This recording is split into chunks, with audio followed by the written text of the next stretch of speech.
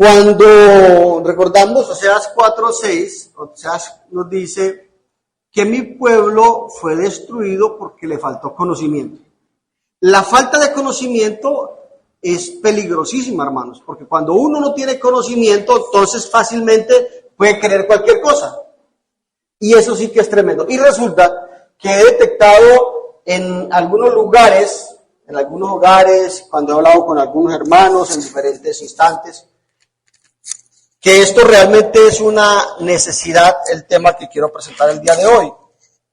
Además porque aparentemente es muy difícil. Aunque pareciera ser difícil, no lo es realmente.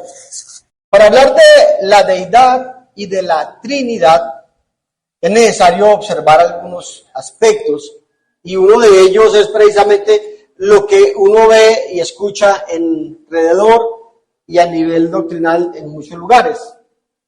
La palabra deidad, recuerden que el Nuevo Testamento fue revelado en griego y el Antiguo fue revelado en hebreo. En la palabra griega, teiotes, es deidad o divinidad, y es el estado de ser Dios. Eso es lo que significa la palabra deidad o divinidad. Esta palabra aparece en la Biblia, en Hechos capítulo 17, cuando Pablo dice, no podemos pensar que la divinidad sea semejante a el perrito que usted tiene en la casa, al gatico, al niño recién nacido, por más que lo queramos. Jamás es divino, porque divinidad es la condición o el estado de ser Dios. Entonces, claro, Pablo no dice niño, perrito, gato, pero habla de oro, joyas preciosas y todo este tipo de cosas que no puede ser comparado a eso. Deidad. Dios es uno y creo que todo lo tenemos claro, pero no es uno solo. Dios es uno, pero no es uno solo. Cuando uno estudia con un grupo en particular, los unitarios, ellos leen automáticamente porque su mente fue transformada a creer que es uno solo. Pero la Biblia no dice uno solo. Es más, en alguna ocasión, no hace mucho, le decía a un hermano, 3 personas distintas y un solo Dios verdadero, uno solo. Terminó diciéndolo de esa forma. Y no es así. La doctrina unitaria es de origen reciente, hermanos. Un credo de fe que pertenece a este siglo. Cuando yo digo la doctrina unitaria, ustedes han visto que en muchos lugares, especialmente en las poblaciones, en cada esquina hay Iglesia Pentecostal Unida de Colombia. Eso están regados por todas partes. Ahora, esa doctrina pentecostal no está en la Biblia. Eso es reciente.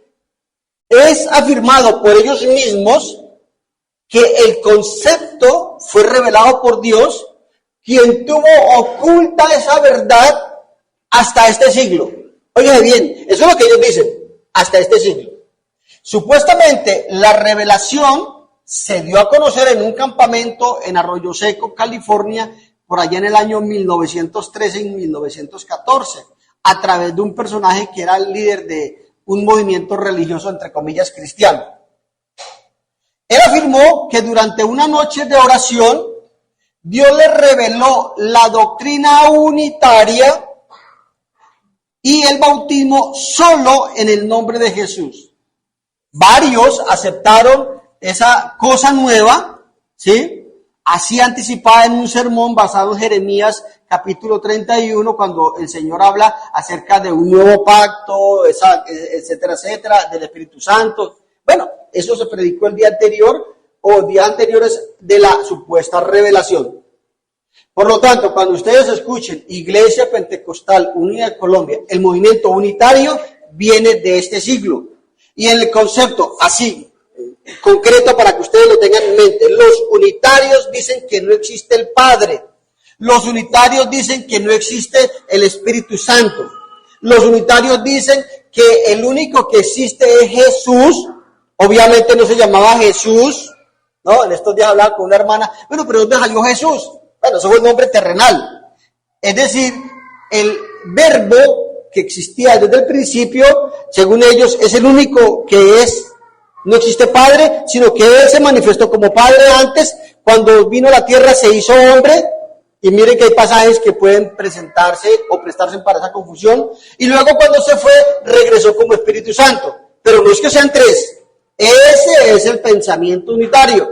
Para concretarles.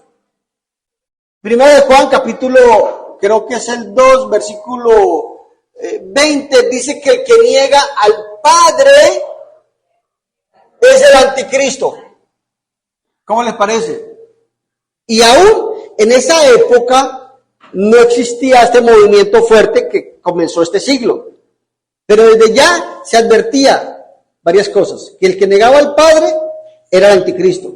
Son anticristo. Y sin lugar a dudas.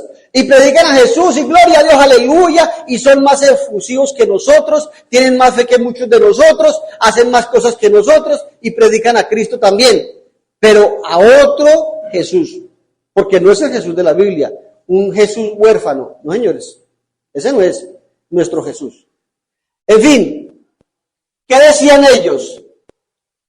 Hoy día la confraternidad unitaria más grande de la Iglesia Pentecostal Unida, y ellos tienen un escrito que es público, y dicen, en el año 1914 vino la revelación en el nombre del Señor Jesucristo. La doctrina fundamental de la deidad de Jesucristo y el bautismo en su nombre se convirtieron en dogmas de fe. Un dogma es la reunión de varios leyes o normas que forman una religión. Eso es un dogma. Y en el dogma unitario, si usted se bautizó en el nombre del Padre, del Hijo y del Espíritu Santo, se va para el infierno.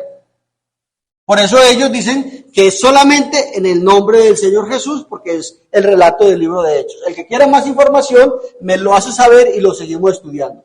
Dios confirmó, dicen ellos, maravillosamente nuestro mensaje como el Evangelio que fue predicado en su plenitud. El poder que había estado oculto hasta 1914, ¿no? En el nombre de Jesús empezó a ser revelado.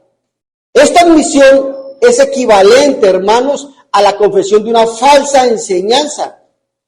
Si el unitarismo, como se conoce a la Iglesia Pentecostal Unitaria, es una revelación reciente, pues no es parte de la revelación de la doctrina que fue revelada, según Judas 3, que dice en la versión de las Américas, revelada una vez y para siempre. Ya no se necesitaban más revelaciones, ni la de John Smith, ni la de Elena de White, la de nadie, mucho menos la pentecostal. Obviamente entonces esto no fue predicado por los apóstoles y en consecuencia no es la verdad. Como dice Juan 16:13, que el Espíritu de la verdad iría a guiar a la verdad. Entonces ese no es un Espíritu Santo.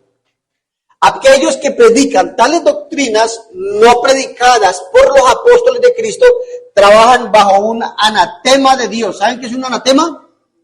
Maldito. Eso es lo que dice Gálatas 1:8 y 9. Desde el 6 inclusive dice que si alguno os predicare un evangelio diferente, sea anatema. Maldito. ¡Wow! Es fuertísima esa advertencia del Espíritu Santo. Y los que le dan la bienvenida, dice que participan en la culpa, porque el Señor dice en 2 de Juan 9, que cualquiera que se extravía y no persevera en la doctrina de Cristo, pues no tiene a Dios. Y el que le dice bienvenido, participa de las malas obras. En vista de que esta cosa nueva no es de Dios, debe ser un engaño de Satanás. Como dicen nuestros pasajes aquí relacionados, 2 de Tesalonicenses 2:11, que Dios les envía un poder engañoso para que crean a la mentira, ¿verdad? 1 Timoteo 4:1 dice que en los postreros tiempos vendrán doctrinas de demonios, porque todo el que enseña una doctrina diferente, pues no es una doctrina de Cristo, es de hombres. Deidad. Las Sagradas Escrituras, hermanos, comienzan con una afirmación de la pluralidad de la deidad. Al principio le va a aparecer de pronto un trabalenguas, por favor no se angustie, y que si, vuelvo y repito, necesita más claridad, lo podemos hacer.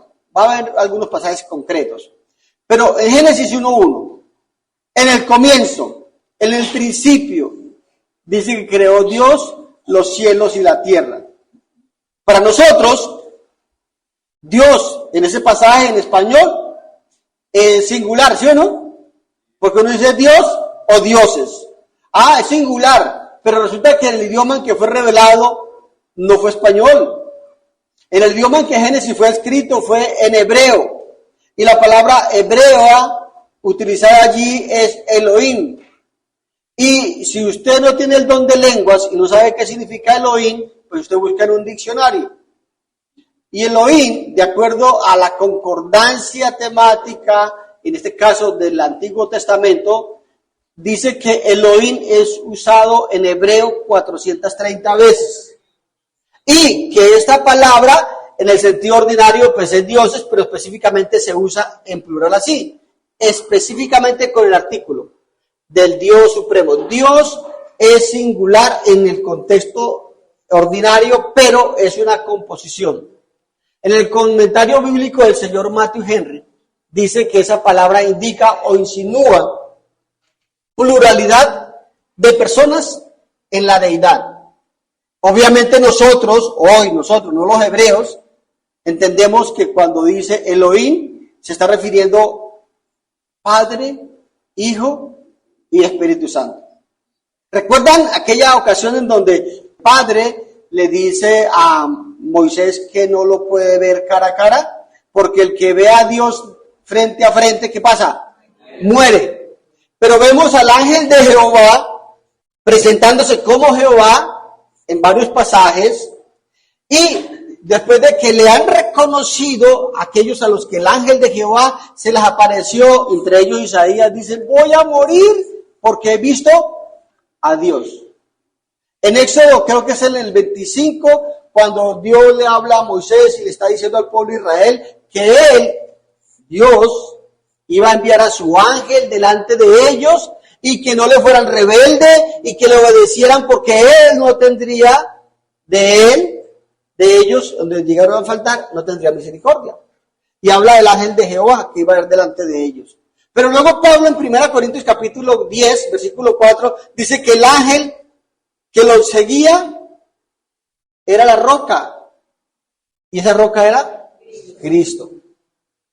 Hay una serie de pasajes que nos van a ayudar a comprender un poco mejor esto. De manera que cuando hablamos de el Padre, de Dios o de Elohim, estamos hablando de los tres. Nosotros hoy lo entendemos. Este nombre plural de Dios, en hebreo, que habla de Él como de muchos en uno, confirma nuestra fe en la doctrina de la Trinidad que, aunque se insinúa oscuramente en el Antiguo Testamento, está claramente revelada en el Nuevo Pacto. La palabra original, Elohim, Dios, es ciertamente la forma plural de, como aparecen estas palabras en hebreo, El o Eloah, y durante mucho tiempo se ha supuesto por los hombres más sabios, dice el señor Adam Clarke en este comentario bíblico, y eminentemente piadosos, que implica una pluralidad de personas en la naturaleza divina. Como esta pluralidad aparece en tantas partes del escrito sagrado, limitada a 3 personas, hoy en día lo sabemos, por tanto la doctrina de la Trinidad ha formado parte del credo de todos aquellos que han sido considerados sanos en la fe, desde los primeros siglos de la cristiandad, hasta 1914, que supuestamente se aparece el Señor y le dice, ay, mira, es que se me olvidó decirle lo siguiente. Bueno, tampoco los cristianos son los únicos que creemos la doctrina de la Trinidad. Hay hebreos que lo creen. Hay un rabino, Simeón ben Joachim, que en un comentario sobre la 6ª sección de Levítico hace el siguiente comentario. Vengan y vean el misterio de la palabra Elohim. Hay 3 grados y cada grado por sí solo, sin embargo, a pesar de que todos son uno y unidos en uno, no están divididos el uno del otro. Entonces, la palabra original, Elohim, es una palabra plural, implica pluralidad de personas en la naturaleza divina. Y vamos a ver las evidencias, porque esto uno puede leerlo, puede declararlo, pero necesitamos ver el ejemplo bíblico. Génesis capítulo 1, versículo 26. Entonces dijo Dios, ¿Qué palabra iría ahí? Elohim. Hagamos al hombre a nuestra imagen, conforme a nuestra semejanza, y señoree en los peces del mar, en las aves de los cielos, en las bestias, en toda tierra y en todo animal que se arrastra sobre la tierra. Dios, la palabra Dios aquí es Elohim. Entonces, dijo Dios, hagamos. Es una palabra, repito, plural.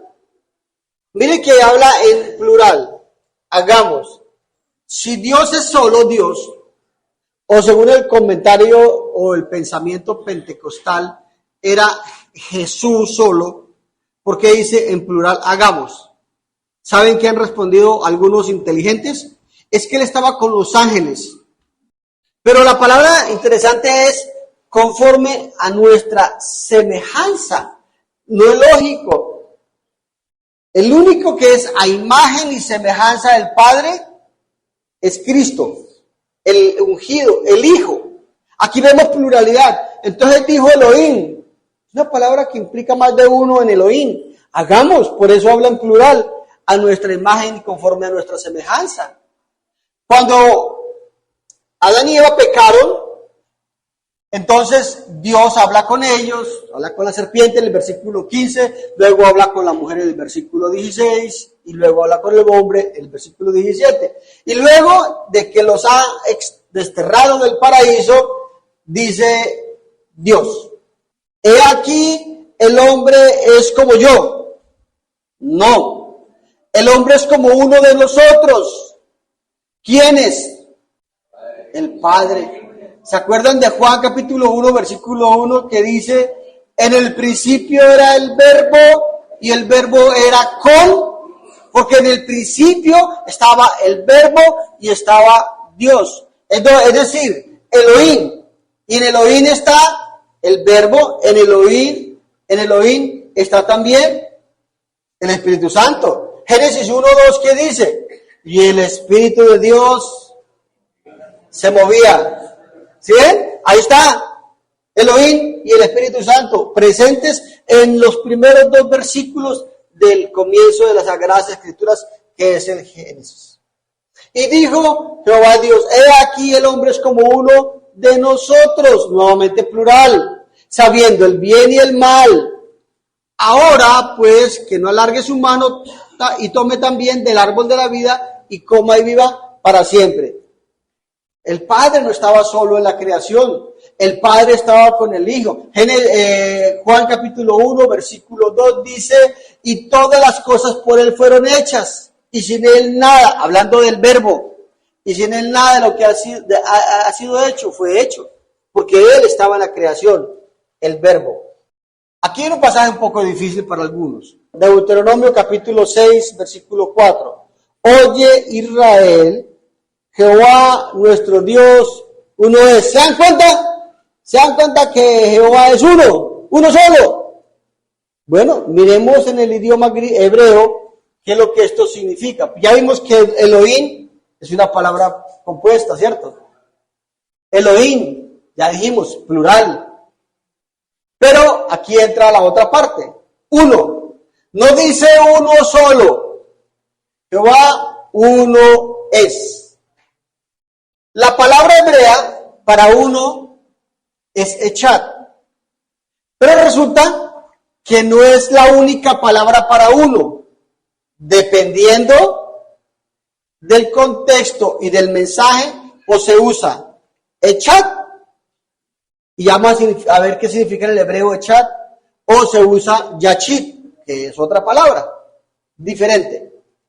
De igual manera, cuando en el Nuevo Testamento para nosotros nuevo es nuevo, pero en griego nuevo hay 2 palabras para nuevo, diferentes, dependiendo de, ya les mostraré. ¿Qué significa esta palabra echat? Porque lo que dice es, oye Israel, Jehová nuestro Elohim, Jehová echat es. Eso es como está en el hebreo. El término hebreo echat proviene del verbo ajat, que significa unir, de donde se deduce que el concepto es unidad compacta que puede darse en una unidad compuesta. Eso lo dice el diccionario de la lengua hebrea. No es la interpretación de nadie, sino lo que significa. ¿De dónde se llegan a esas conclusiones? Cuando se estudian varias palabras y se analiza el contexto, cuándo se usó esa palabra y cuándo se usó otra palabra. El comentario bíblico entonces del señor Matthew Henry dice que ese término hebreo proviene entonces de una unidad compacta o una unidad compuesta. Génesis 2:24. Por tanto, dejará... sí, es que me estaba confundiendo. Por ahí vi a alguien en un video que decía, por tonto dejará el hombre a su padre y a su madre. Y que uno confundido porque lo vi varias veces y fue muy curioso. No, por tanto dejará el hombre a su padre y a su madre y se unirá a su mujer y serán ¿qué? Ojo, sí, claro, ahí no dice que por tonto dejará el hombre a su padre, no, es por tanto. Pero la palabra clave aquí a detectar es que serán una persona, dos, ¿yo no? Entonces, ¿cómo debe o qué debe suceder para que sean una sola carne? La palabra para Jehová vuestro Dios uno es, aquí la misma palabra echar. ¿Qué está queriendo decir? Que hay una unidad compuesta. Una carne, uno, echar, es la palabra. Unidad compacta o unidad compuesta. Entonces, es lo mismo que en Génesis 6:4. Es la misma palabra para el hebreo donde Jehová nuestro Dios uno es o es una sola carne cuando el hombre deja a su padre y a su madre y se une a ella.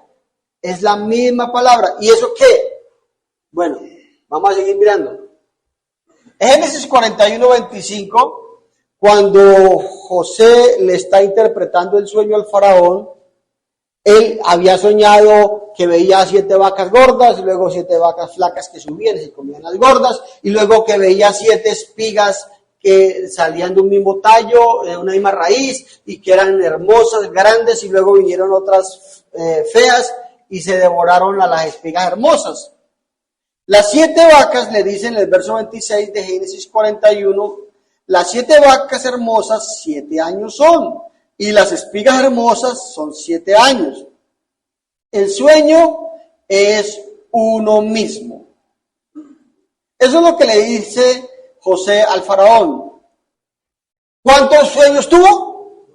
2. Pero realmente el sueño era 1. Pero eran 2 sueños. Era 1. Por eso es que la palabra que se utiliza en el hebreo, en la traducción, en el original, es la misma. Echad. Si ve echad, no es algo solo. Es algo compacto o algo compuesto. Es algo que uno tiene siempre que pensar cuando le tratan de presentar otras cosas. Hay unas pocas palabras en hebreo que el Espíritu Santo pudo haber usado. Una que tuviera un significado exclusivo, de unidad numérica y solitaria. Yachit, Obad. Hoy estamos estudiando hebreo y griego. Yachit, Obad, también se utiliza para uno. Aquí, ¿quién ha tenido solamente un hijo? Uno. Bueno, Nereida. Uno también, uno solo. Si se dijera o se escribiera en hebreo que tuviste un hijo, pero dijera echad, querría decir que es uno de varios. Pero cuando se dice uno solitario, la palabra hebrea es Yachit. En Deuteronomio 6:4, Jehová vuestro Dios, Yachit es, no, es echar, porque es compuesto. Esa es la diferencia entre estas palabras. Bat es una palabra también que aparece 905 veces, o Badad 909 veces del hebreo, para hablar de estar solo o solitario o uno, ¿sí? Uno solo. También dice solitario, femenino, desamparado, solo, hijo único o unigénito. Jesús es el unigénito del Padre, dice Juan capítulo 1, versículo 14. Jesús es el unigénito del Padre. Si fuera en hebreo, sería esa palabra.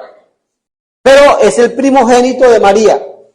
Génesis 22:2 dijo, toma ahora tu hijo, tu único Isaac, a quien amas, y vete a tierra de Moriah y ofrécelo allí en holocausto sobre uno de los montes que yo te diré. Cuando dice aquí, tu hijo único, la palabra que utiliza el Espíritu Santo en hebreo es Yachid.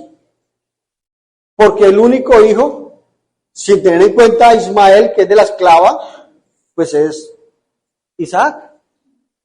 Por eso se puede, en el estudio que hacen los eruditos, que conocen las palabras en hebreo, las palabras en griego, y de las cuales pues podemos aprender, muchos de ellos lo hacen de una manera muy general e imparcial, para poder entender qué palabra es la que representa allí cada cosa. No es lo mismo decir casar que casar. ¿Suena lo mismo, sí o no? ¿Se escribe igual? Depende. Un niño le pregunta a papá, papi, ¿qué es casar? Dice, es la acción de ir y matar a un animal. ¿Y qué es casarse? Es la acción de matarse a uno mismo. Depende de cómo se escribe, ¿sí o no?